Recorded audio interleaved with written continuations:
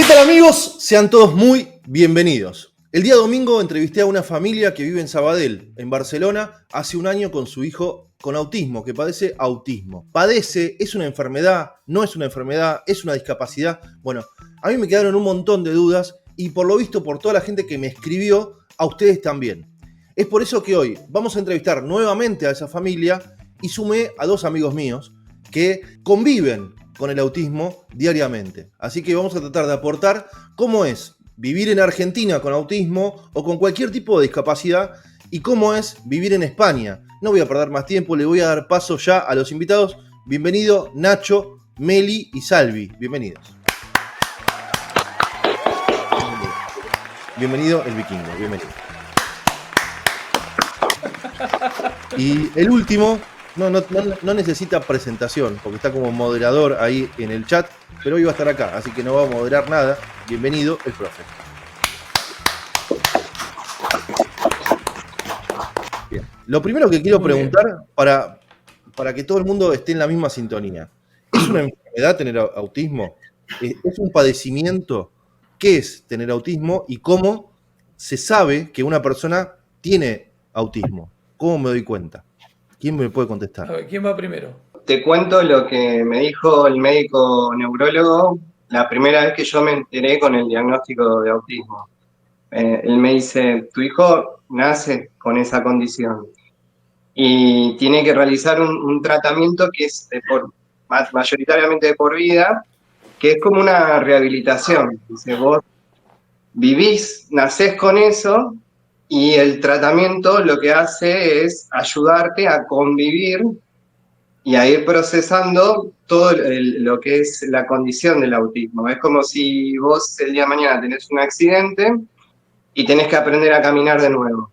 Entonces el tratamiento es para que vos de a poco empieces a rehabilitarte y te acostumbres a la condición que tenés. Entonces, a ver, Nacho, yo si tengo un esguince, el médico me dice, tenés que rehabilitarte, tener sesiones de kinesiología para mejorar ese esguince, después te recuperás y estás como si no hubiese pasado ese esguince. ¿El autismo es así? ¿Puede haber una persona que se recupere del autismo? ¿O es algo con lo que va a convivir toda su vida? Convive toda su vida. Bien. Sí. A ver, es una condición del desarrollo, ¿sí? O sea, básicamente el cerebro funciona de una manera diferente. Por eso se habla de neurotípicos, que seríamos nosotros los que no tenemos autismo, digamos, las personas comunes, y neurodivergentes, las personas que tienen autismo. Que el autismo en sí es un espectro, o sea, no es una enfermedad, es una condición que tiene un espectro súper amplio. ¿Por qué? Porque no hay un solo autista que sea igual a otro. ¿Entendés? O sea, yo tengo 3 hijos, los 3 tienen el diagnóstico y los 3 son diferentes y tienen condiciones diferentes y han tenido síntomas diferentes también. Y Bien. los tratamientos no siempre son iguales tampoco. O sea, Claro. no todo funciona para cualquiera. Y bueno, Profe.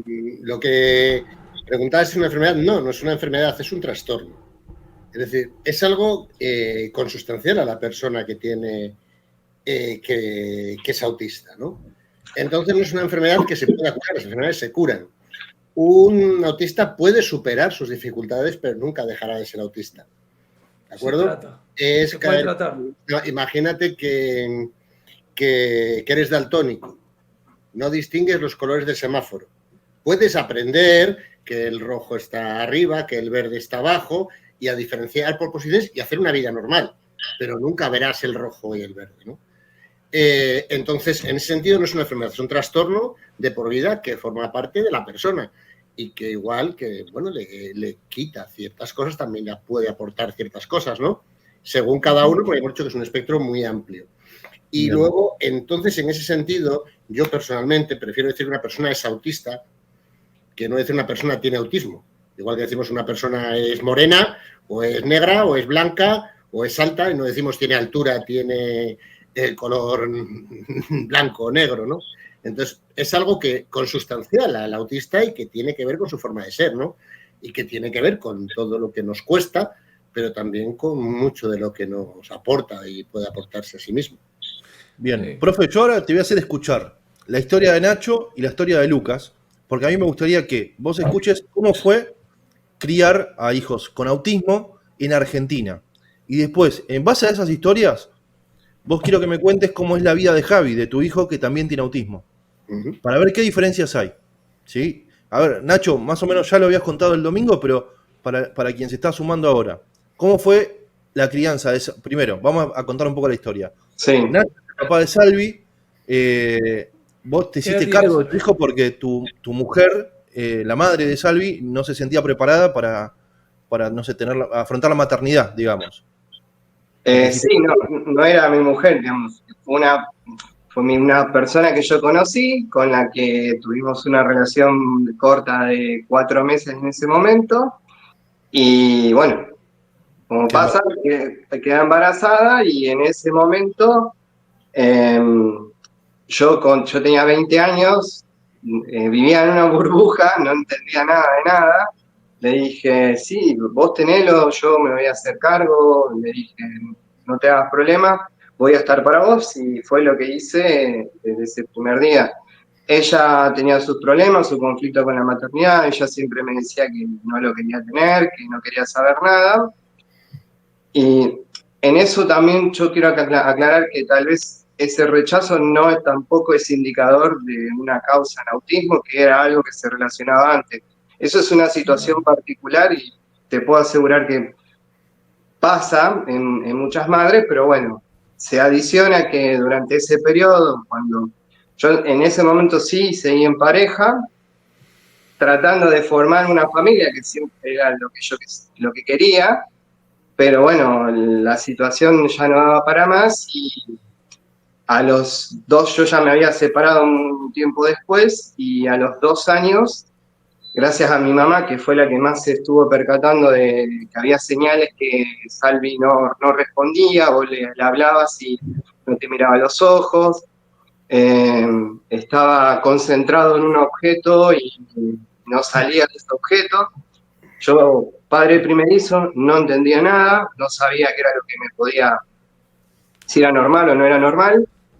Y entre médico y médico, como le había dicho en el otro video, la primera barrera que yo tuve fue el tema pediatra. La pediatra que nosotros teníamos me decía, no pasa nada, dejá, cuando crezca te va a hacer, te va a mirar, te va a escuchar, te va a hablar, dejá, no pasa nada.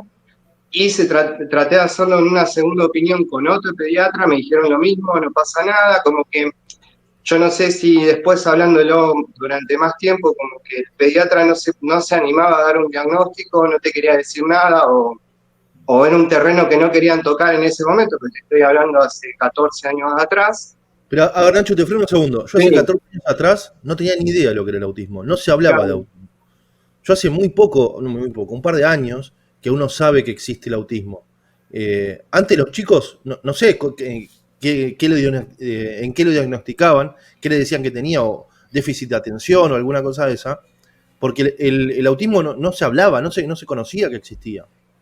claro.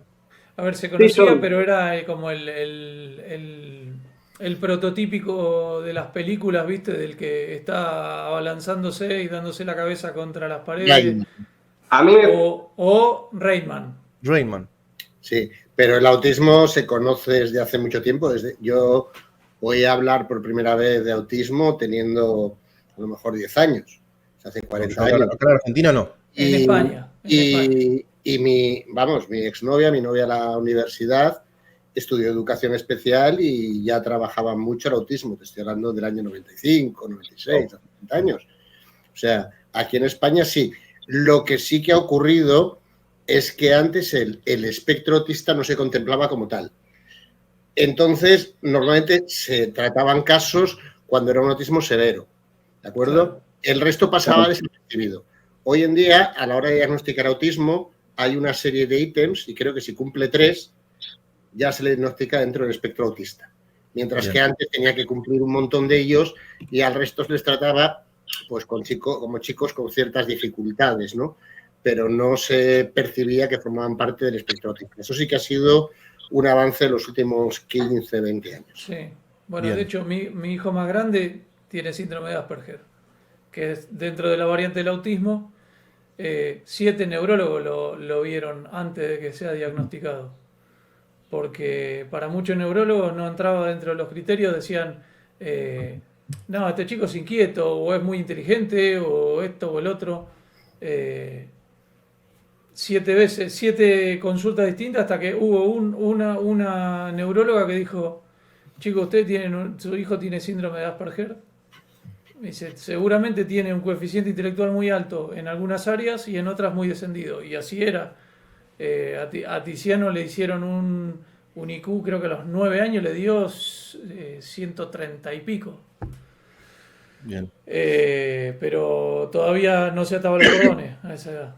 ¿Me entendés? O sea, Sí. es muy así. Nacho, pará, volvamos a la pregunta.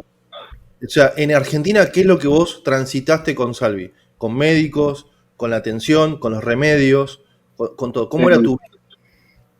A ver, para hacértelo breve, bueno, lo único que complementando lo que decían los chicos, yo a esa edad y con 20 años, yo tenía la ignorancia de pensar que el autismo era como el síndrome de Sabat, que eran chicos súper inteligentes, que tenían problemas de carácter social, yo no entendía nada. Y bueno, en realidad cuando Salvi tenía 2 años, yo recién ahí me empecé a interiorizar y fue que pasamos a un centro de estimulación temprana, que es un lugar que a todo esto nunca hubo un diagnóstico, ¿eh? Solamente me derivaban de un lugar a otro, nadie me decía absolutamente nada, nadie me quería dar un diagnóstico, un veredicto, nadie me quería hacer nada. Antes del centro de estimulación temprana lo llevan lo llevan a otro pediatra, el tercer pediatra, que le hace una audimetría y la audimetría le da que Salvi escucha perfecto, que no es sordo. De ahí me derivan a un centro de estimulación temprana y recién ahí la psicóloga me empieza a hablar de lo que es el trastorno del lenguaje. Y ahí como me empieza como padre a preparar el terreno para lo que era el autismo y me empieza a ayudar para sacar un certificado de discapacidad para que empiece a tener tratamientos que son esa rehabilitación que yo decía en un principio, que fue la explicación que me dio después el neurólogo que lo atendió durante muchísimos años a Salvi, que un genio total, que fue el que también me fue explicando cómo es el proceso neurológico de él, el porqué de las crisis, me daba ejemplos. Y en ese momento también yo no entendía nada, recibí muchísimo apoyo de mi familia, fui procesando también porque también es como que la psicóloga me fue como preparando, diciéndome que bueno, que Salvi va a ser de una manera, que no sé si algún día iba a poder conversar, charlar, tener esas cosas que viven muchísimos padres con sus hijos. Además yo era joven, pensé que podía hacer un montón de cosas, compartir un montón de hobbies con él, y como que fue un golpe duro que tuve que hacer como una especie de duelo, y después interiorizarme en lo que era cómo hacer que Salvi entienda ciertas cosas, trabajar con pictogramas. Ya de partir del centro de estimulación temprana pude sacar el certificado de discapacidad, que tampoco fue fácil porque Salvi en ese momento tenía 2 años y medio y lo que sería el tribunal, digamos, la junta evaluadora, me decía que era demasiado chiquito. Hola, Mary. Hola.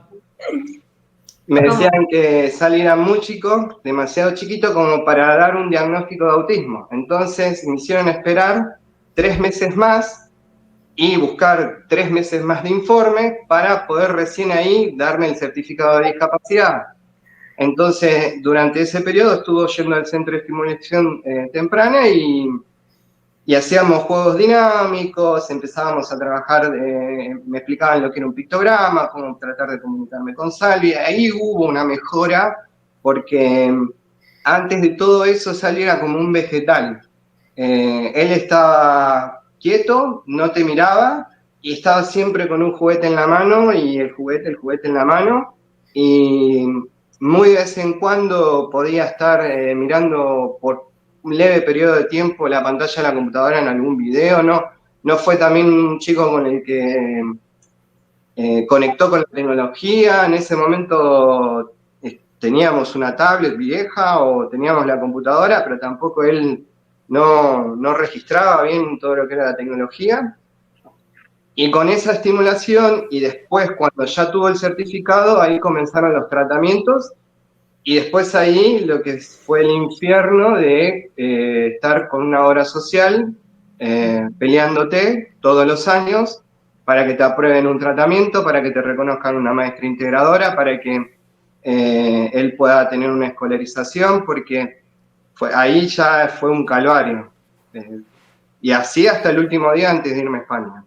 Bien, lo que contó Nacho también el día domingo es que cuando Salvi iba a la escuela no compartía con chicos de la misma edad. Lo mezclaban con gente de 50 años, con gente que tenía, no sé, síndrome de Down, Sí. con otros padecimientos, y que él tampoco no tenía mejoras y ni siquiera podía ir al baño solo. O sea, Nacho lo ayudaba todo el tiempo para ir al baño. O sea, Él iba a un centro de día, Claro. que reconozco la muy buena voluntad del centro de día, pero el centro de día, a ver, fue gracias a Meli y a una amiga de Meli que me ayudaron, porque era también muy chico para ir a un centro de día, porque los centros de día te los agarran ya más de 18 años en adelante, y Había chicos, pero Sí. el problema era que en realidad el horario de trabajo de él no coordinaba con el horario de la escuela que él iba antes, que eran 4 horas, que en realidad después terminaban siendo 2,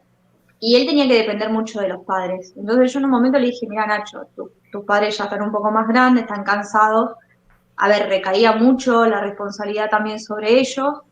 Salvi estaba bastante incontrolable en ese momento. Muchísimas crisis. Muchas crisis, llegaba a la escuela, se orinaba y así muchas veces. Entonces ahí dijimos, bueno, vamos a ver si cambiando el carnet de discapacidad, Salvi ya podía ir a este centro de día donde era un poquito más lejos, pero ya iba todo el día, Claro. de 8 de la mañana a 5 de la tarde. Entonces a él le permitía trabajar y también que Salvi tenga un espacio más, era como más verde, tenía piscina, tenía otras actividades. Ese fue en el último periodo de tiempo antes de venir aquí a España, que Claro. fue el que conseguí el centro de día, y fue porque, bueno, durante muchos años siempre tuve que dejar a Salvador, lo dejé con acompañantes terapéuticos, lo dejaba con mis padres, me sorteaba con un montón de personas para poder trabajar.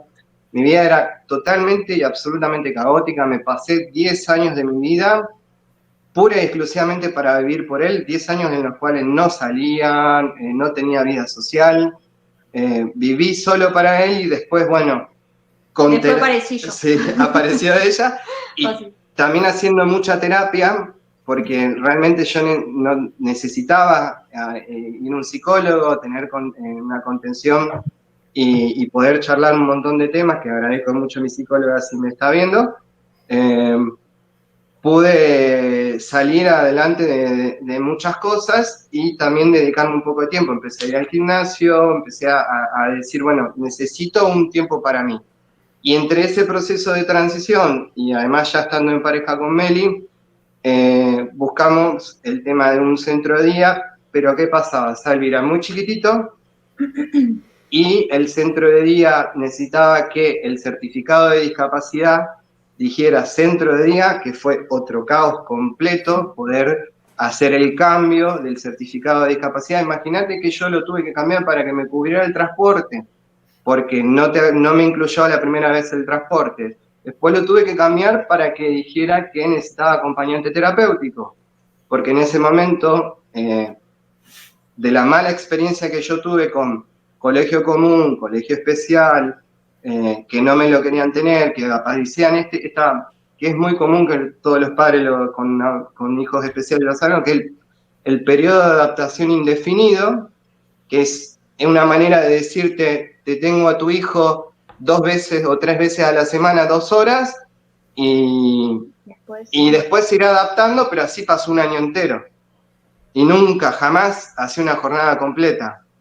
Entonces yo, para poder complementar eso que no iba en el colegio, necesitaba un acompañante terapéutico, que llegué a tener 3 acompañantes terapéuticas, que estaban en casa, que también es otra movida completa que tenés que hacer, tenés que adaptarte. Muchas estaban muy calificadas y otras para nada calificadas. O sea, Ujú. para nada.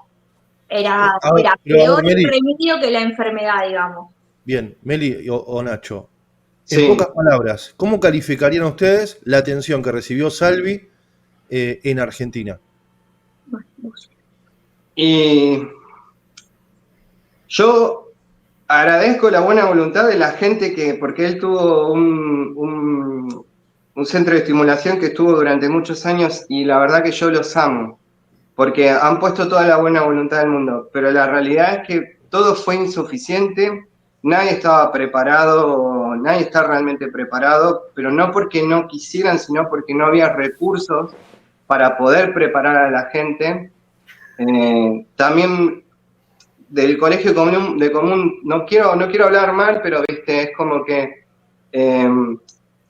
tu hijo se transforma en una pelota y la pelota se la van pasando para todos lados. Y eso lo viví durante años y años. Y ya tu hijo no es una persona, sino una carga que se la van repartiendo entre todos y hasta ahí, porque encima... Y el que mucho abarca, poco aprieta, porque al final él hacía 1000 actividades, pero no avanzaba. Bien, los corto ahí. Los corto ahí. Sí. A ver, ahora va a hablar el profe que va a contar cómo es en España con su hijo con autismo. Contrastando. Pero lo veo al Vikingo que cada vez que Nacho cuenta algo, él se ríe porque él pasó Me río porque bueno, yo me lo mismo. acuerdo. Entonces, Por 3. ¿qué es lo que Claro. viviste vos? Para quien no conoce a Lucas, ¿Puedes darme un segundo que baje abajo a por una... baja arriba, si no, profe. Sos profesor, no puedes decir baje abajo. Si Empieza no, con- lo corto. No, se puede bajar arriba. Bueno, Bueno, después lo veremos. arriba de Andá algo. mientras Lucas, vos ya la historia de Estoy Lucas en la el conocés. primer piso, tú estás en el octavo y bajas al séptimo. Bajás igual. Dijo, No bajas. bajó arriba al séptimo. Cagamos. Ya está.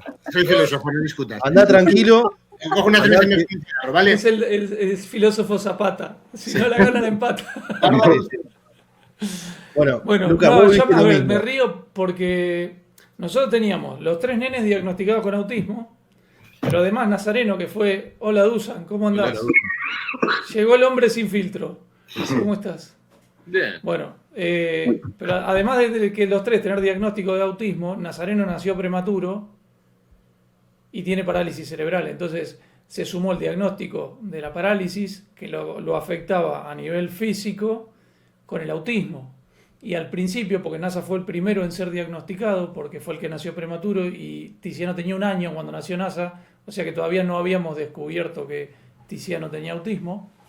Cuando NASA empieza a crecer, estaba en la parte física, que tenía dificultades para moverse y todo, y después empezó a surgir el tema conductual. Y claro, estaba todo tan mezclado que fue muy difícil diagnosticarlo.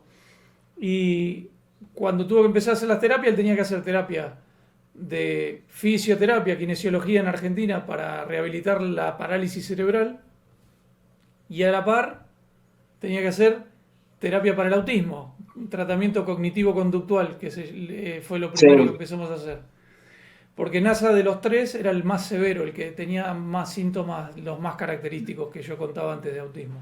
Que se autolesionaba, se golpeaba la cabeza, tenía algunas crisis terribles que encima, como él tenía parálisis, le aumentaba el tono muscular y se ponía todo tieso así que si lo querías doblar, no lo doblabas.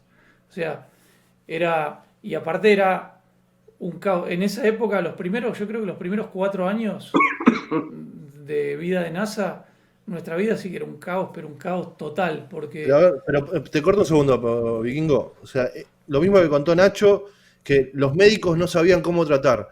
Sí. Ustedes, como padres, tienen que aprender de la enfermedad. Ustedes no están capacitados todavía y por eso van aprendiendo a medida que van pasando los años. Por eso Sí, imagino el caos. pero no solo eso, o sea, ya el hecho de cuando tenés un pibe con autismo que más tirando a severo, que tiene muchas crisis y son violentas y todo, eso ya te genera un clima entre la angustia que te agarra y el caos que es tu casa, ya venimos mal.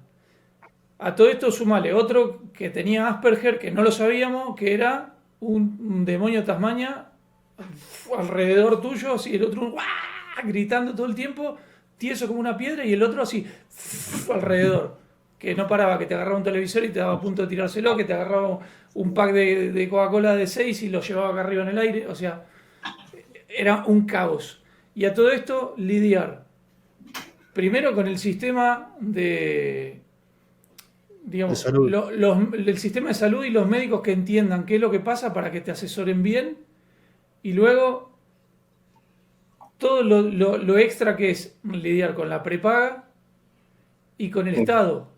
Porque el sistema de salud del Estado, que si no te dan el certificado de discapacidad, no te cubren los tratamientos en la prepaga y los tenés que pagar de tu bolsillo. Y cada tratamiento te cuesta un coche, más o menos, por mes.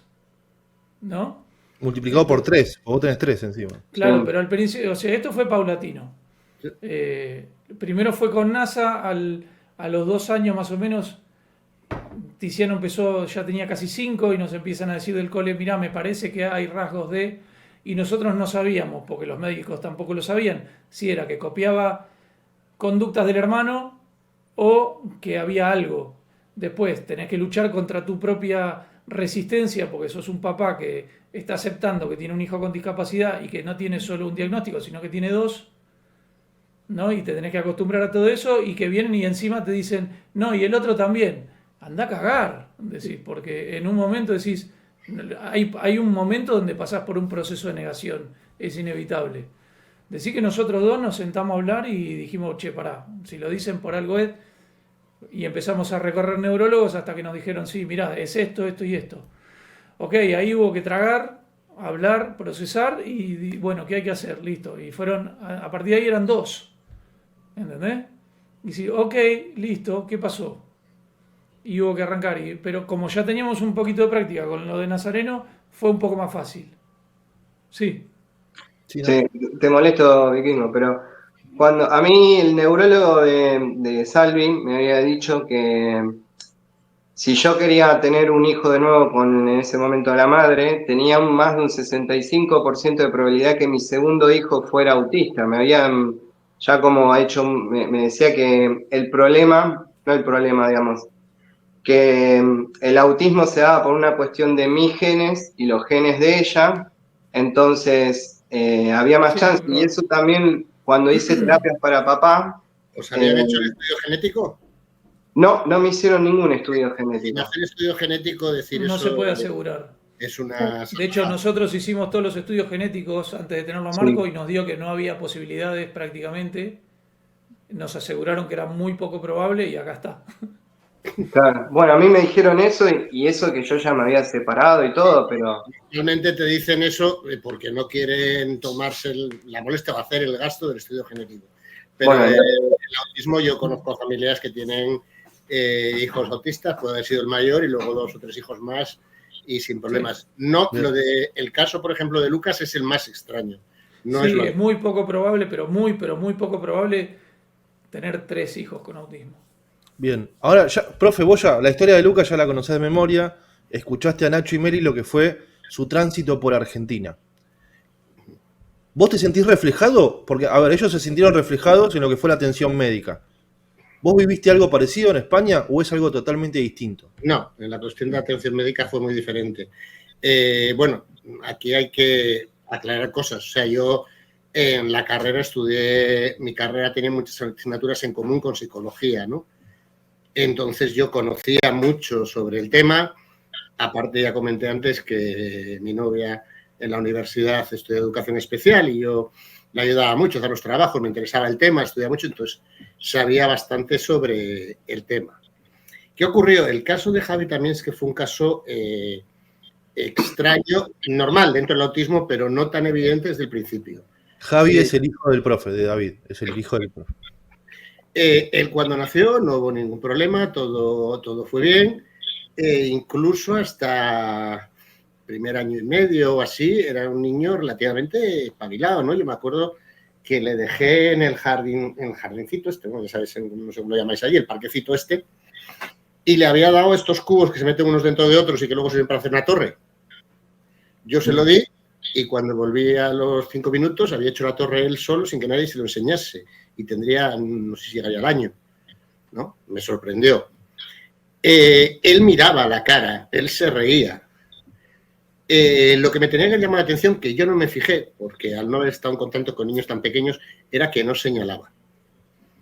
Eso fue cuando yo luego leyendo ya me di cuenta, no señalaba las cosas que quería, ¿no? Nos dimos cuenta de que algo ocurría porque él tardaba en empezar a hablar. El pediatra sí nos decía, porque todavía era muy pequeño, que no tuviésemos prisa, que había niños que tardaban un poco más, un poco menos, estamos hablando del año y pico. Pero sí, el momento clave fue cuando con ese mismo juguete de las torres que os decía antes, la parte de arriba, que era una cúpula, era como una semiesfera. Y de repente un día empezó a girarla. Y lo único que quería era girar eso, una y otra vez. Y cuando entró en ese momento repetitivo fue cuando yo me empecé a plantear lo del autismo. Hablé con mi exmujer y se lo planteé. Dije, empecé a recopilar datos y decir, yo creo que es bastante fácil que Javi sea autista. Ella, bueno, pues claro, evidentemente como madre, pues al principio se ve así, seguro, no sé qué. Y entonces, bueno, fuimos a atención temprana, que se llama aquí, ya digo que todavía Javi tendría año y pico o así. Allí nos dijeron que no nos precipitásemos, empezaron a trabajar con pictogramas porque a ver si avanzaban.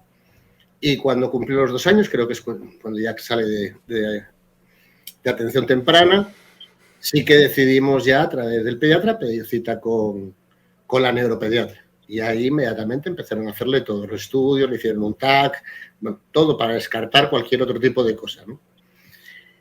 Sí que es cierto que nuestra neuropediatra es muy concienzuda y no quería hacer el diagnóstico de autismo sin descartar antes simplemente trastorno específico del lenguaje o una serie de trastornos.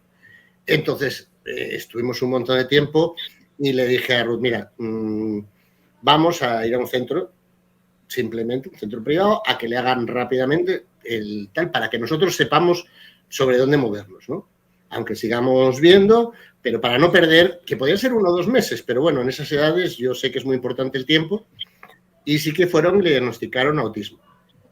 En principio nos dijeron que probablemente era de un grado leve, porque miraba los ojos, porque tenía intención comunicativa. Sí que es cierto que el autismo de Javi se centra sobre todo en el lenguaje, ¿no? En la dificultad para crear lenguaje. Y de ahí volvimos con la neuropediatra y entonces ella seguía empeñada en hacer más estudios y al final le dije, vamos a ver, de cara a lo que es el tratamiento, ¿no? ¿Va a haber alguna diferencia de cara a logopeda, psicólogo, psiquiatra, si es un trastorno específico del lenguaje o si es autismo? Y me dice, hombre, de hecho no. Y digo, entonces, ¿para qué le estamos buscando otro nombre? Y ya al final decidió, digo, bueno, sí, autismo. A partir de ahí nos pusimos en contacto con Aptacan, con la Asociación de Autismo de Cantabria, que somos socios, creo que son 15 euros al mes, lo que pagamos, nada, algo puramente simbólico, ¿no? Y ahora le llevamos al colegio, él había empezado ya el colegio en jardín de infancia, iba muy bien, hasta ese momento estaba muy integrado con los compañeros, hasta los 5 años más o menos no tuvo mayores problemas, ¿no? Pasó a preescolar, pero sí ya cuando empezó la primaria, ahí ya la diferencia con los compañeros pues empezó a ser más grande, precisamente porque no tenía habilidades lingüísticas, todavía no sabía construir ni una frase. El colegio, evidentemente, le puso la logopeda, pidió una logopeda, ¿cómo se llama? Pues, un terapeuta, bueno, nos pusieron todo lo que hizo falta y nosotros le mantuvimos aquí en el colegio de Casar. Por otro lado, Aptacan, mientras fue pequeño, nos enviaba a casa, venían todos los, yo creo que 3 o 4 días a la semana, una logopeda y una psicóloga, que venían a terapias de 1 hora. En ese momento lo hacíamos aquí en casa, ¿no? Venían hasta aquí. Pero, profe, en todos esos años, bueno, peleabas con la obra social. La obra social. No sé.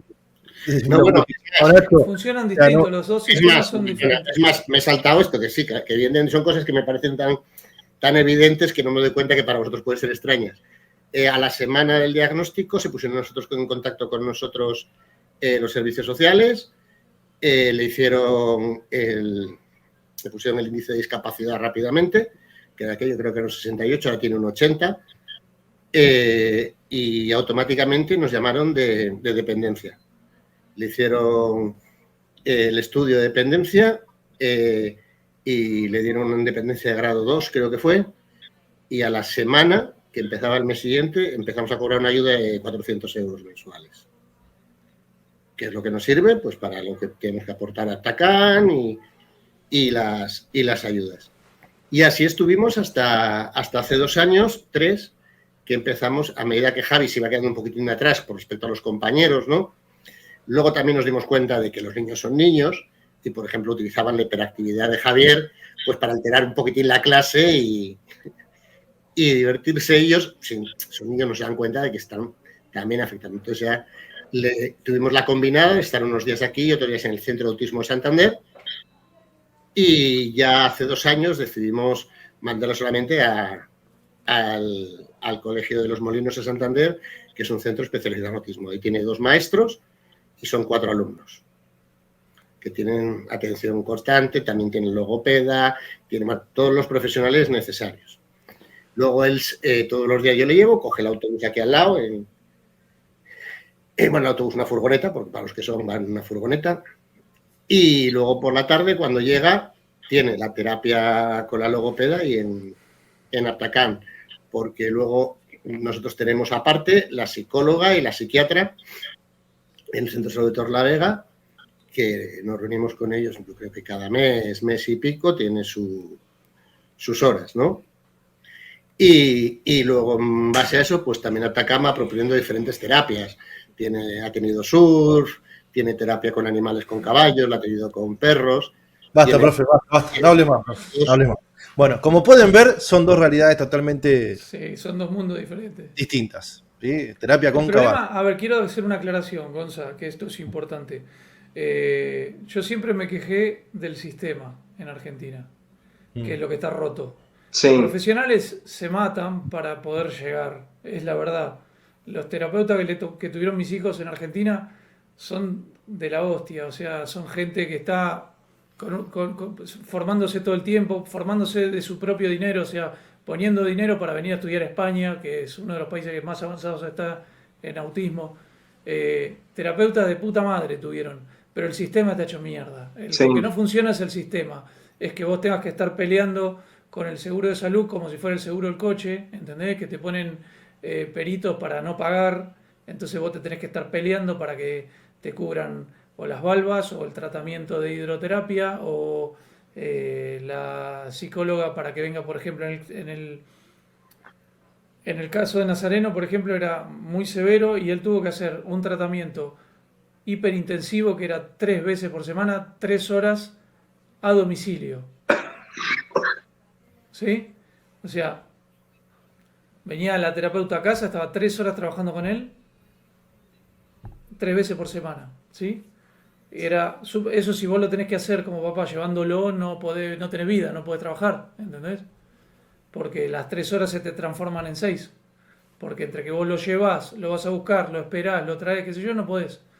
Entonces, eso quería aclarar del sistema, porque si no parece que uno se queja de los profesionales, y el problema no es ese. Yo te puedo decir que a raíz de tu canal, Gonzalo, se ha puesto en contacto conmigo mucha gente que tiene hijos con autismo, para tal, y todos coinciden en eso, en que los profesionales en Argentina son muy buenos, que lo que no funciona es el sistema. Bien. Ahora les quiero preguntar a Nacho y a Meli, les quiero preguntar algo. Sí. Porque esto siempre pasa cada vez que el vikingo habla sobre sus hijos, o si sale alguien en el canal. La otra vez salió Jere contando el problema que tiene de lo de anemia de Fanconi, y que migran hacia España. Siempre está el comentario, y lo voy a decir porque seguramente va a pasar en este video también, que dice que ustedes emigran para utilizar a la sanidad pública, algo que pagan entre todos, y ustedes están robando ese dinero porque para eso emigran. Bueno. Entonces, los dos trabajamos. Bien. Los dos trabajamos. Esto es muy simple. A ver, Lucas, yo no estoy mintiendo, ¿sabés qué pasa en esos comentarios? Sí, a mí me lo dicen siempre. Sí. Pero, primero, como se dice en España, me la suda, porque uno trabaja, paga sus impuestos como todo el mundo y utiliza el servicio que está disponible para los que viven, trabajan y aportan. Paso número 1. El sistema de salud de España no es la sumatoria de 100 años de aporte. Se paga todos los meses con los aportes de la gente que trabaja. ¿Sí? Ahora, aunque así fuera, es totalmente lícito buscar el sistema que mejor prestaciones te dé para el esfuerzo que vos haces. Yo en Argentina trabajé 30 años, aporté 30 años pagando doble porque pagaba los impuestos y el sistema público y después tenía que pagar el privado para tener una atención un cuarto de la calidad de lo que hay acá con el sistema público. Y recordemos Obviamente, que, por ejemplo, un poquitín, que lo que hablaba yo antes de la ayuda a la dependencia se lo no, dan eso en no en existe. español. Los hijos de Lucas no tienen acceso a eso. Es decir, que muchas veces la gente habla sin saber ni conocer. No, Pero porque como son italianos, mis hijos, vamos a hablar de quién se aprovecha el sistema, yo podría decir, mira, es que estoy ya completamente en contra de que la gente haga alpinismo, porque si se caen y están de baja, le voy a tener que pagar yo con mis impuestos la baja. Si se matan, voy a tener que pagar la orfandad de su hijo. o atender al el tratamiento del cáncer de un fumador. Claro, es completamente ridículo. Podemos empezar a prohibir a la gente hacer cosas porque lo pagamos entre todos. Para eso está el sistema y el sistema, vamos a ver, el sistema está preparado para eso y para más. Si el sistema no estuviese preparado, no lo haría. A ver, igual yo lo De entiendo. todas maneras, yo el tengo reclamo. 54 años y quitando una vez que me pusieron una escayola, no he utilizado el servicio de sanidad público. Mientras una vez que estuve 2 días en el hospital. Aparte de eso no he gastado nada, pues mira, se lo presto a otro. O sea, tampoco podemos andar con esas cosas. Porque si entramos, ahí en lo que caemos es en el individualismo, perdón, que es opuesto a la base y la idea de este Profe, sistema. pero a ver, convengamos que esos comentarios existen, entonces Lucas está explicando esto, que él trabaja y que aporta y que tiene el derecho de A utilizar. ver, vamos a hablar claro. Obviamente que lo que yo pueda aportar en 100 vidas de trabajo y mi mujer también, no va a alcanzar para cubrir los costes de los tratamientos de mis 3 hijos. Y probablemente no. ¿Por qué? Porque los tratamientos de salud son caros. Pero el sistema se sustenta sobre una pirámide, donde es mucha menor la cantidad de gente que necesita usar el sistema que la cantidad de gente que aporta para sostenerlo. Porque obviamente si se enfermara todo el mundo es insostenible. También es cierto que por el propio sistema los tratamientos no son tan caros como en otros países. Eso es verdad. Decir, cuando hablamos de Estados Unidos, en Estados Unidos los tratamientos son caros porque el sistema está hecho para que mucha gente se enriquezca por medio. Cuando la mayor parte de los tratamientos dependen simplemente de un profesional bien formado, como puede ser un logopeda, un psicólogo, etcétera, etcétera, un terapeuta. Ahí Sí, una pero, vez... a ver, profe, acá en Argentina, Nacho y Meli pagaban un remedio, el otro día lo contaron, 50.000 o 100.000 pesos. Sí, Uno bueno, pero porque el 50.000 y otro sistema 100.000. está roto. Unos Sí, 100.000, ¿no? Pero Uno escuchá, 100.000 y el otro Lucas, 50.000. Igual, yo te digo, hasta el 2000, del diciembre del 2023, yo estaba pagando de obra social 200.000 pesos, que serían unos 200 euros, porque sin hablar de política, pero obviamente va a haber crítica y comentarios de política, cuando hubo un cambio de gobierno, hubo una desregulación de lo que era la obra social y se permitió hacer ajuste, entonces yo al principio pagaba lo que todo el mundo pagaba de una prepaga, porque en Argentina vos no podés vivir si no tenés una prepaga, o sea, porque el Es sistema de complicado. salud público está colapsado.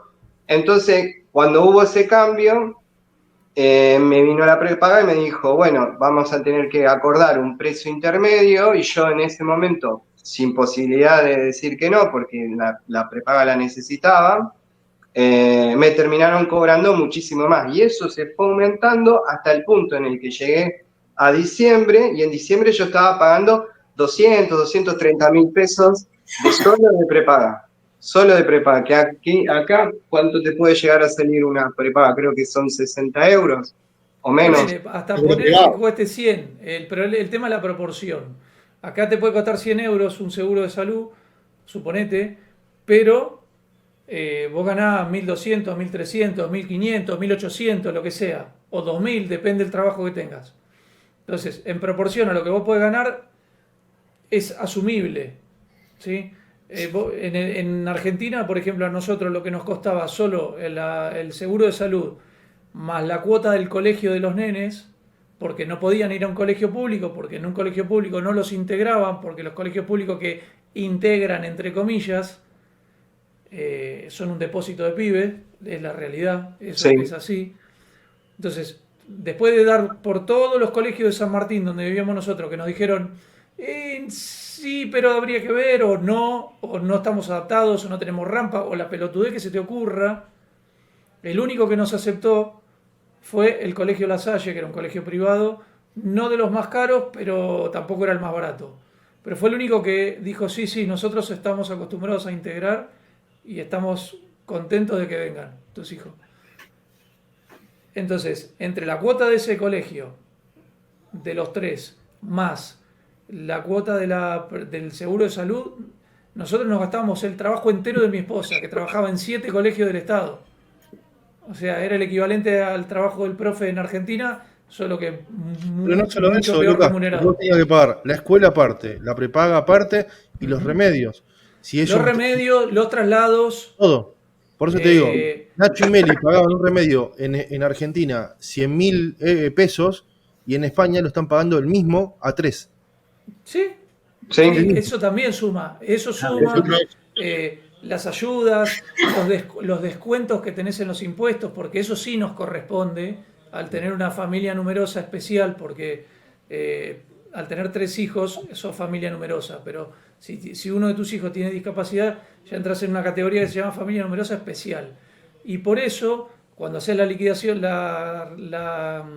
El IRPF. la renta, ¿cómo es? La declaración de la renta todos los años, te corresponden unos descuentos en impuestos que en realidad no es que te dan plata, te cobran un poco menos, digamos, Claro. porque es una manera de ayudarte también. Entonces, obviamente que vos también tenés mucho más gastos cuando tenés hijos con discapacidad, porque todos los tratamientos no los cubre la seguridad social al 100%. O sea, acá hay tratamientos que los cubre la seguridad social y otros que hacemos por privado nosotros para complementar, ¿sí? El coste por privado acá no tiene ni por asomo el costo que tiene en Argentina, un tratamiento si lo haces por fuera del seguro. En nuestro caso, por ejemplo, claro, con la ayuda que nos dan a la dependencia, cubrimos los tratamientos que nos da Atacán, que aparte, ya digo que al ser socios, que son 15 euros al mes, los precios son bastante bajos. O sea, nos sale una psicóloga en Atacán o una logopeda más barato que un profesor particular que te dé clases de matemáticas a un niño. Luego eso, por ejemplo, nosotros lo único que pagamos del colegio es el transporte, pero luego, y el comedor. Pero luego eso, como tenemos derecho a beca, nos lo devuelven. O sea que al final realmente sale todo barato, ¿no? Y luego, por lo que respecta eso, la medicación. Por ejemplo, en caso de Javi, sabéis, mi hijo le detectaron el año pasado una diabetes tipo 1, es diabético insulinodependiente.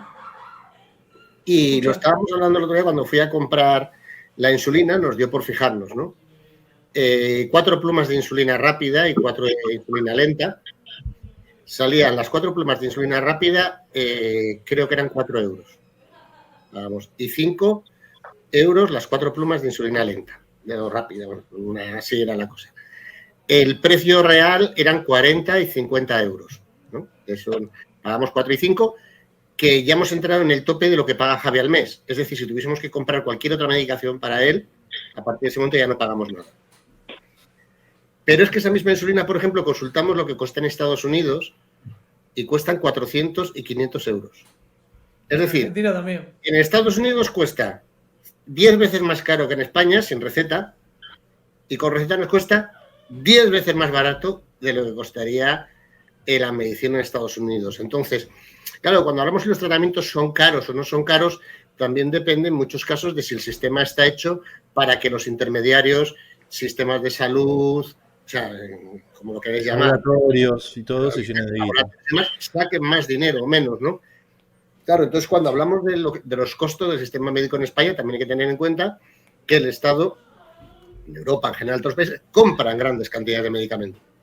Y lo compran a un precio, evidentemente, mucho más bajo, cosa que en otros sitios no ocurre. Entonces los precios son mucho más baratos. Entonces, quiero decir, eso de aprovecharte del sistema de salud, también muchas veces la gente utiliza la falacia esa de de coger las partes que me interesan, ¿no? Voy a Bueno, coger, pero eso es un problema del que lo dice. Voy a poner los precios como si estuviese en Estados Unidos y voy a poner mis impuestos como si estuviese en Suiza y lo mezclo. No. Yo quería aclarar dos cosas. La primera es, todo el mundo te va a demonizar y te va a decir que, o el hater te va a decir que nosotros, los demás pagan la salud de un hijo con discapacidad y esto que estamos hablando. Pero la realidad es que ninguno de nosotros quiere tener un hijo con una discapacidad, ni vivir lo que uno vive con un hijo, ni sufrir, ni saber todas las cosas que nos vienen a futuro. O sea, acá ninguno somos victimarios aprovechándonos de un sistema porque pagamos más o menos o porque utilizamos un sistema para tratar de darle la mejor calidad de vida a nuestros hijos en la situación en la que están viviendo ellos y en la condición que tienen. Entonces, por mucha mierda que nos tiren, la realidad es que todos preferimos que todos los hijos, todos los humanos nazcan sanos y que nadie tenga que vivir lo que estamos viviendo nosotros cuando uno tiene un hijo con discapacidad. Y lo otro que también quisiera aclarar es que, a ver, Argentina no es el país demonio ni nada de eso, porque yo también lo que era colegio especial, lo que eran tratamientos no los pagaba, lo que era transporte no lo pagué yo, como dijo el vikingo, los profesionales siempre tuvieron la mejor voluntad y tienen vocación y tienen ganas, porque la realidad es que también ellos ganan miseria, porque cobran cada 6 meses, cobran cada 3 meses, en un sistema de pago con la prepaga donde se dilata un montón y hay una inflación aberrante. Entonces lo que ellos terminan cobrando 3 o 4 meses después es un sueldo de miseria, porque no es lo que tenían que haber ganado en ese mes. Entonces también ellos, los profesionales, lo hacen con la mejor voluntad, sabiendo que no es una ganancia, y eso lo hablaba siempre con la acompañante terapéutica de Salvi. Entonces todo tiene su cosa, y la realidad es que todos buscamos la mejor calidad de vida de nuestros hijos, por eso yo migré, porque el objetivo principal era darle una mejor oportunidad a Sally, y después sí sigue nuestra posibilidad profesional, nuestra situación como familia. Después, si yo me quiero ahondar más profundo a nivel personal, la realidad es que todos hablamos de este tema de que los costos que conllevan tener un hijo en Argentina. Yo vivía de las ayudas de mis padres, trabajaba 8 o 9 horas, tenía un trabajo y no me alcanzaba para pagar un alquiler, no me alcanzaba para poder salir, y la ayuda económica la tenía siempre de mis viejos, porque mis viejos siempre estaban dándome una mano, y la realidad es que hoy... Lo único que estaban. Sí. Lo único que estaban era ellos económicamente para ayudar, para llevarlo de un lado a otro, sí, mi papá, para cuidarlo. O sea, si bien ahora nosotros estamos solos y nos podemos como coordinar los horarios, como de a poco nos estamos también, a ver, yo trabajaba en un momento, él cuidaba al nene. Después trabajaba él, lo cuidaba yo. Y como que nos íbamos rebotando hasta que nos dimos cuenta que no estamos pudiendo vivir y avanzar con un solo sueldo. Tampoco es fácil. Y en realidad, también quiero decir esto porque leí algunos comentarios. Nadie quiere emigrar en sí. Todos queremos estar en nuestro país, todos queremos estar con nuestra familia. A mí me duele muchísimo estar lejos de mi familia. Pero ¿qué pensamos?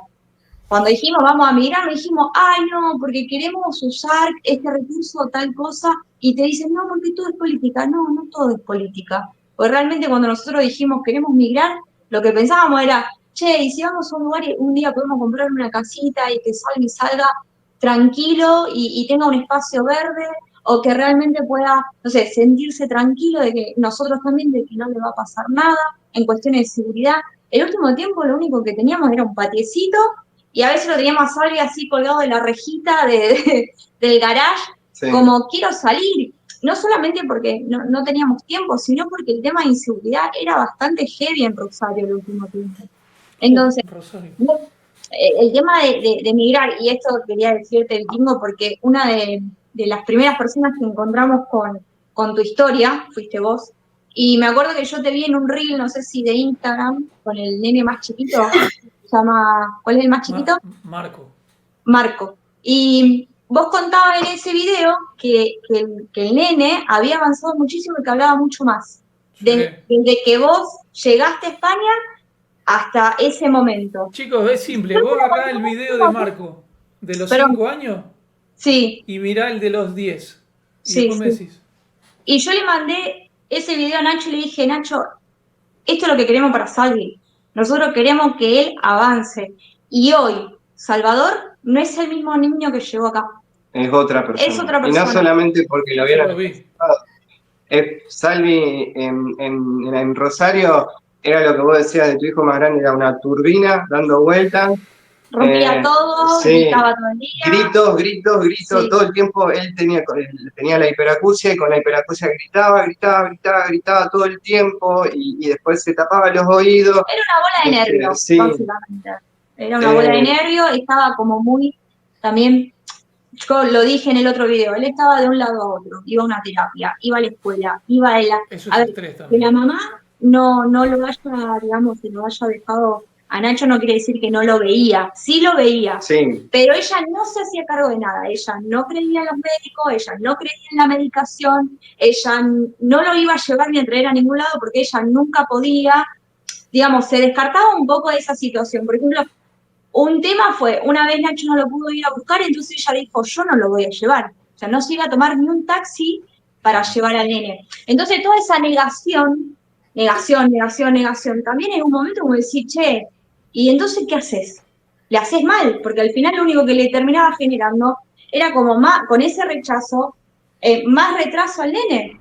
En esos O sea, casos no mejor que era... aparte. Si no aportas, aparta, ¿viste el dicho? claro, bueno, La realidad es que sí, yo por eso, siento que Salvador de alguna forma pudo avanzar gracias a eso también, a no tener una persona que está rechazo, y decir, che, ahora él también tiene su habitación, tiene su juguete, él sabe que llega a su casa, que tiene sus cosas, que viene acá a su sillón y se mira los dibujitos que a él le gusta, que lo único que mira es el señor Mr. Peabody. Mr. Peabody. Vos le decís, ¿qué querés ver? Mr. Peabody. Pero más allá de eso, le dio como una estabilidad. Y a nosotros también, porque nosotros estamos mejor. Sí. En muchos aspectos, no solamente económicamente, sino en muchos aspectos, y eso lo ayuda a él. Sí.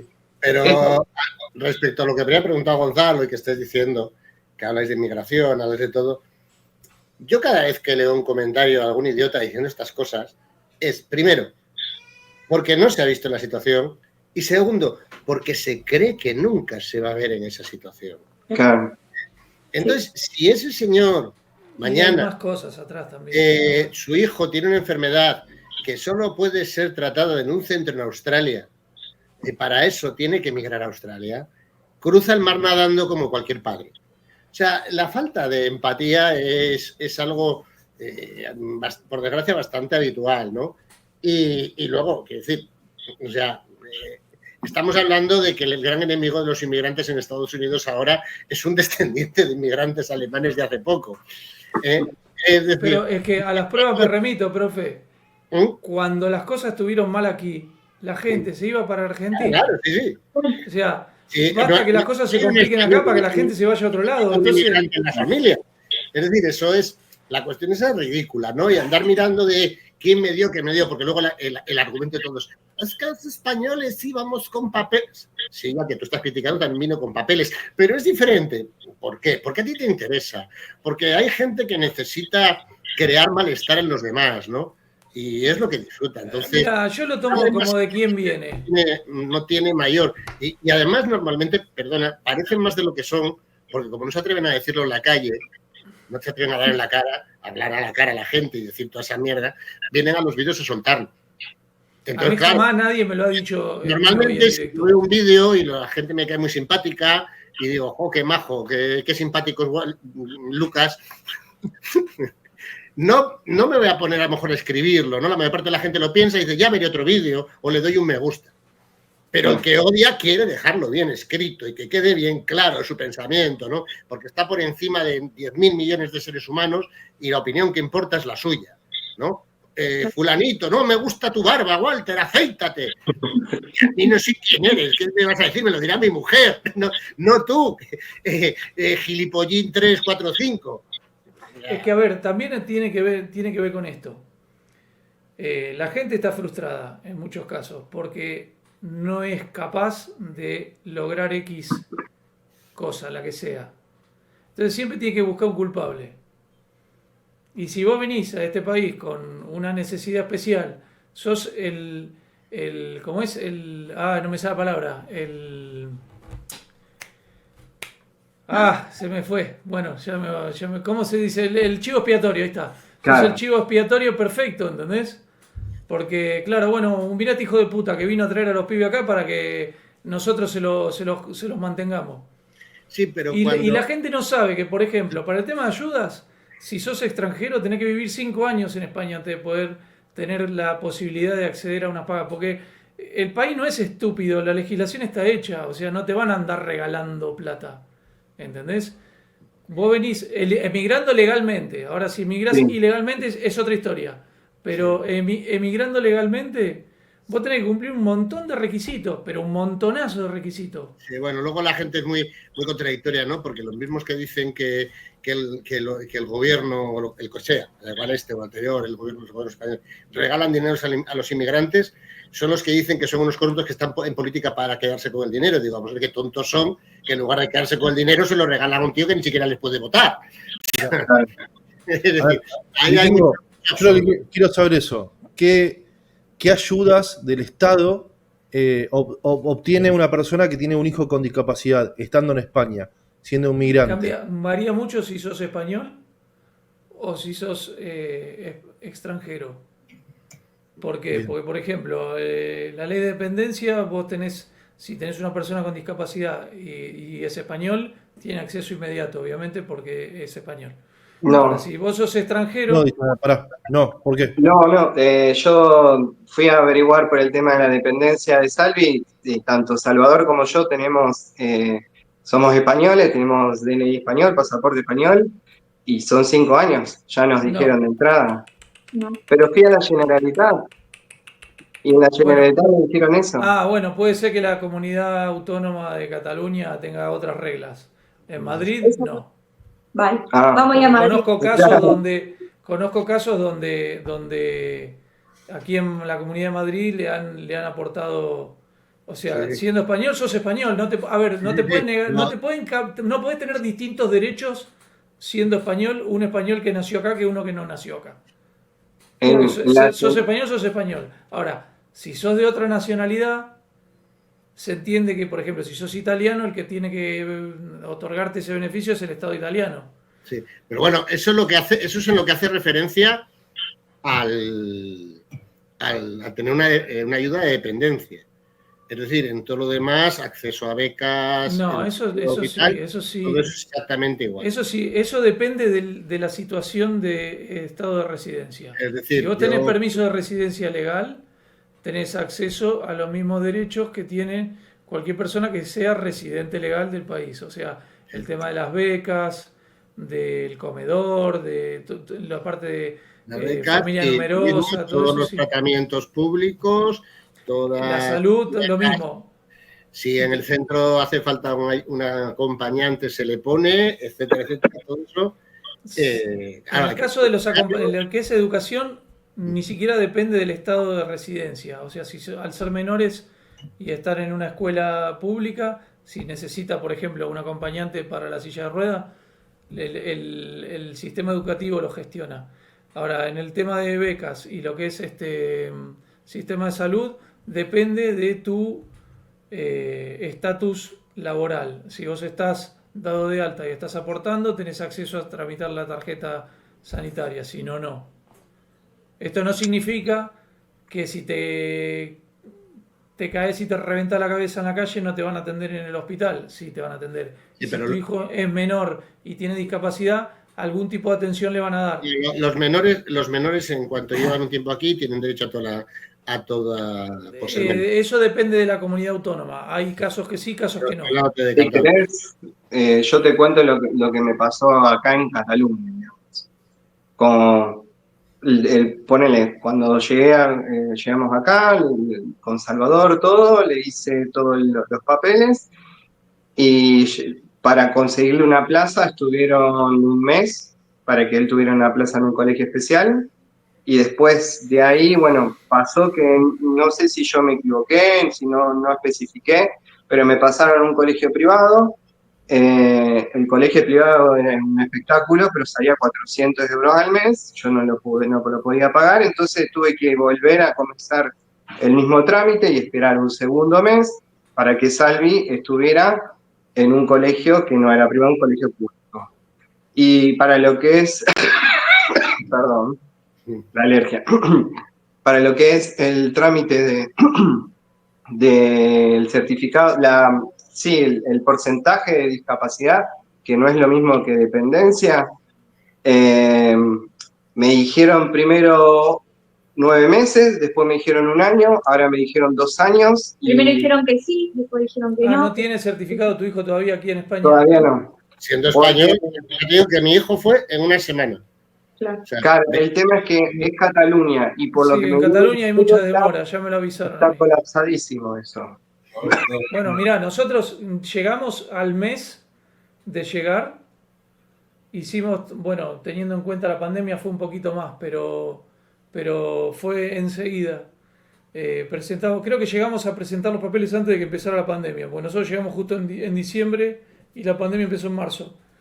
Pero tardó un mes en otorgarnos el certificado y ya con eso pudimos encauzar de vuelta todo el tema de tratamientos acá de los 3. sí, Nacho, una pregunta. Sí. Te lo enviaron a un colegio privado, pero la pregunta es, si es por necesidad, ¿el centro privado no te lo paga la comunidad autónoma?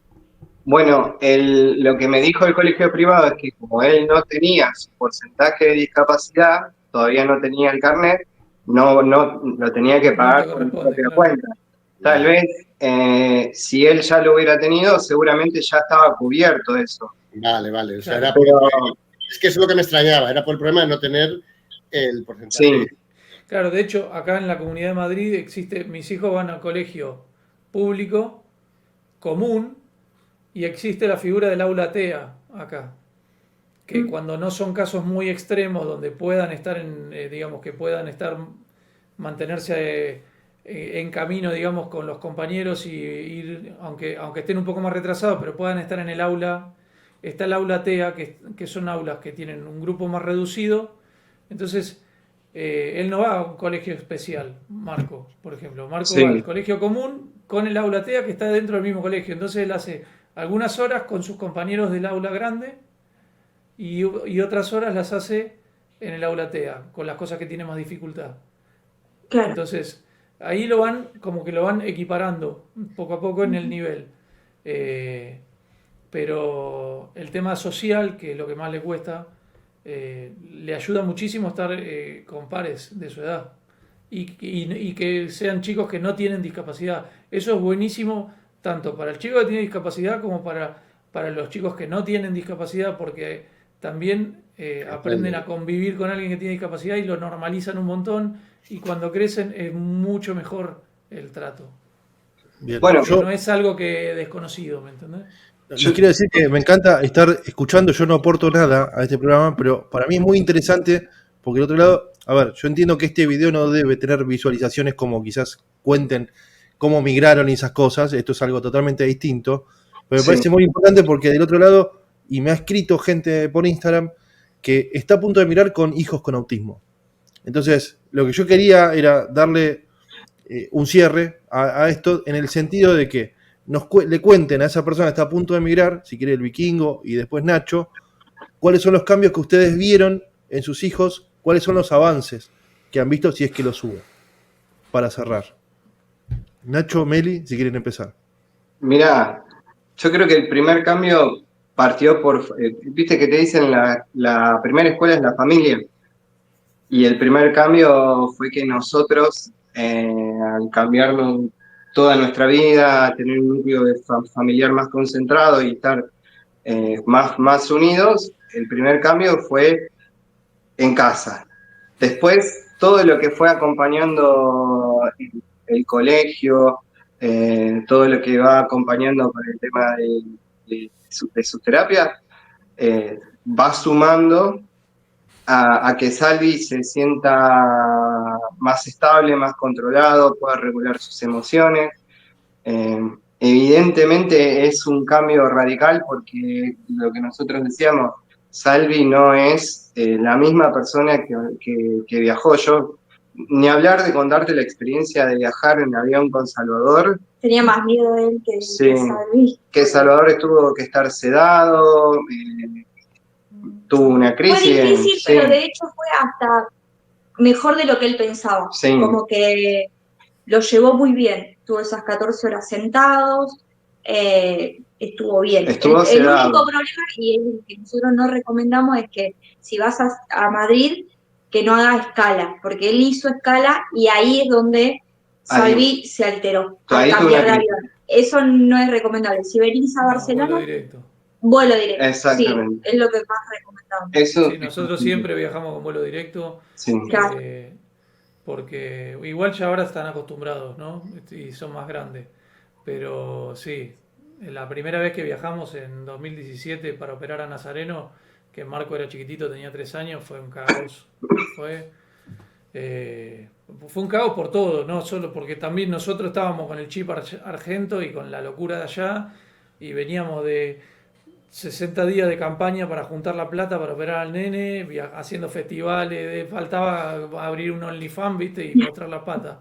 O sea, No lo abras, por favor. no, bueno, yo lo digo en broma, pero fue una locura total. Porque fue una seguidilla de cosas que pasaron arrancando con la muerte de mi suegro en noviembre, una mudanza en enero, en marzo, entre febrero y marzo, tramitar el certificado de discapacidad de Marco, el tercero. Luego, que nos digan que se tenía que operar Nazareno, empezar a juntar plata, no llegar a hacer festivales, rifa, lo que se te ocurra.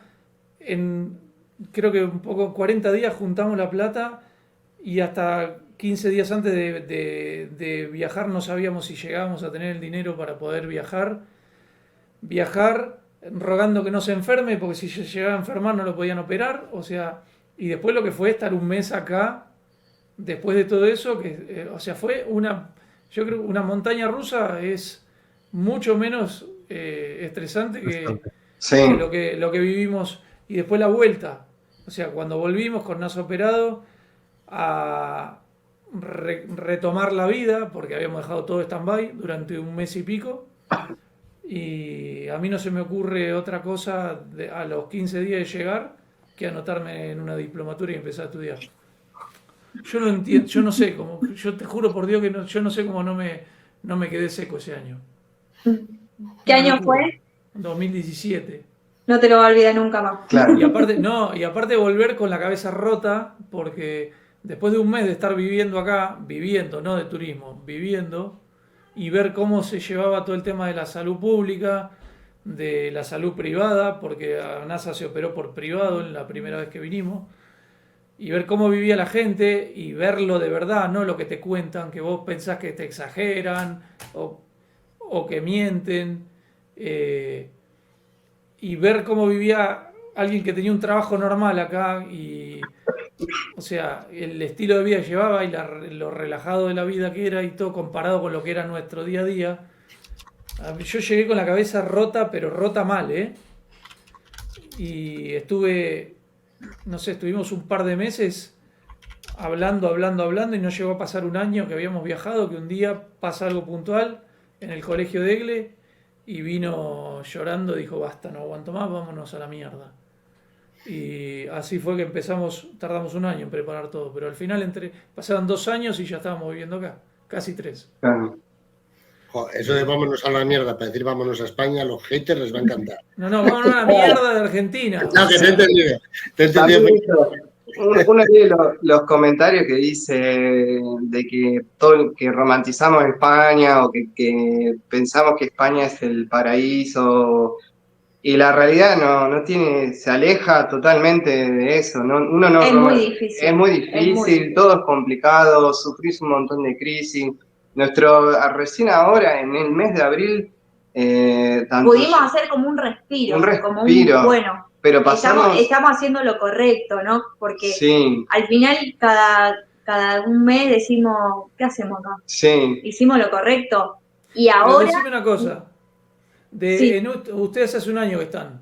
Sí. Este último año que ustedes vivieron en España, ¿fue igual que el último año que vivieron en Argentina o No, realmente están más tranquilos? ahora Es estamos. distinto.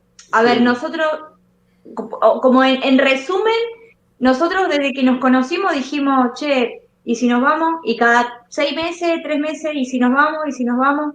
El tema es que yo después de pandemia no pude remontar mi negocio, emprendí, volví a emprender y no funcionó. Y el último mes yo había puesto una carpintería con mi papá y nos robaron todas las herramientas. Entonces ahí dije, bueno, basta.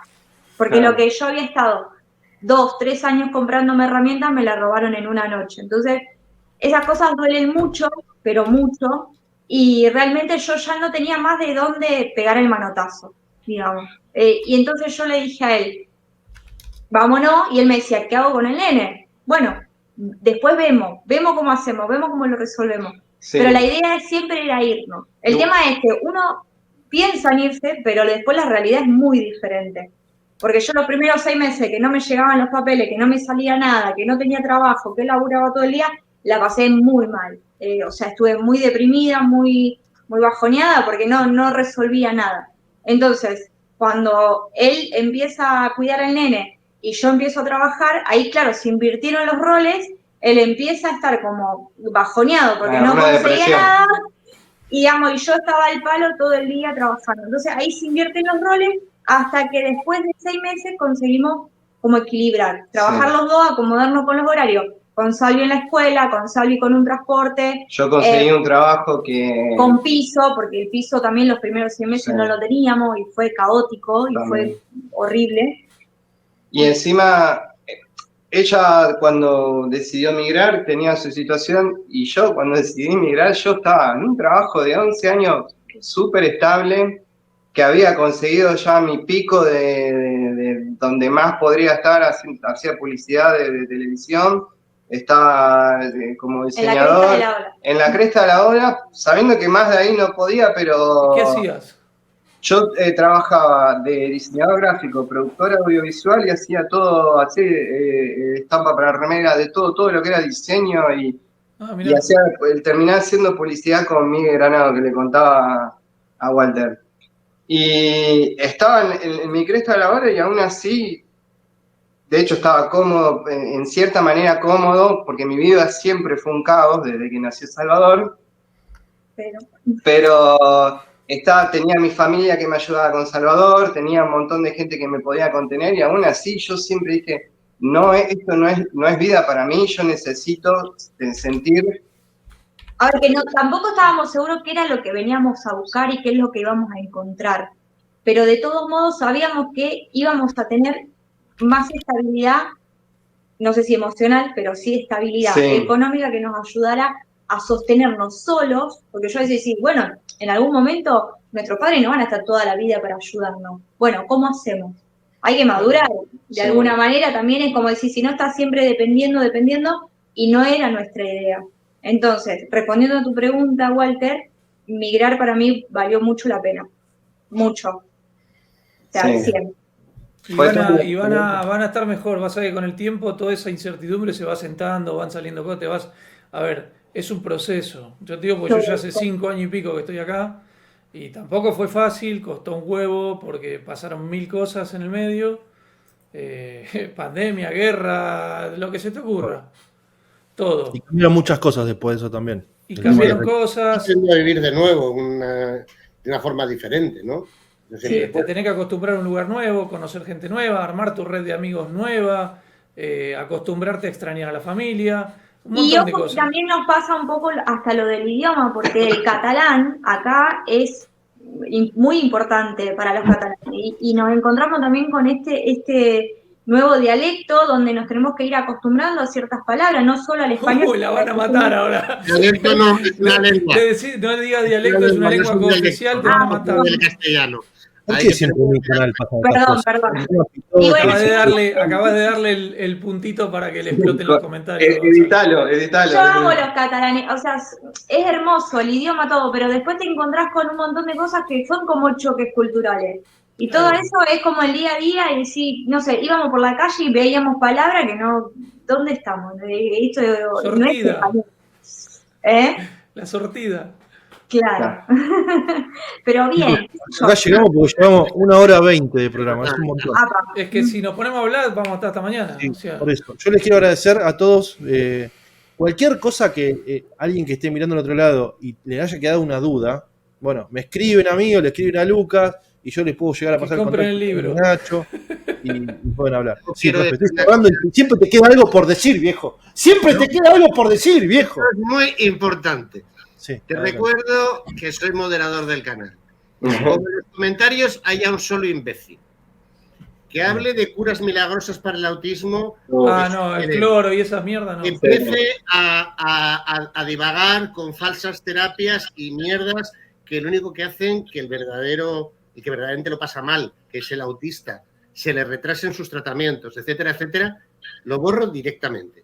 Lo que no voy a permitir es que ningún niño, porque sus padres estén leyendo tonterías escritas por analfabetos intelectuales, sufran, ¿no? Porque no hace mucho tiempo murió un niño en España por unos padres que le dieron esa terapia con cloro que no sirve absolutamente para nada, ¿eh? Y me puedo imaginar lo que están pasando sus padres, que querían tanto a su hijo que intentaron curarle el autismo y se lo encontraron muerto por culpa de una panda de charlatanes y delincuentes. Entonces, como alguien ponga algo de eso, va fuera directamente. Cualquier duda que tengan, lo contactan a Lucas o me contactan a mí y yo paso el teléfono de Nacho, de último, cualquier duda que tengan, Lo que sea, sí. escriben.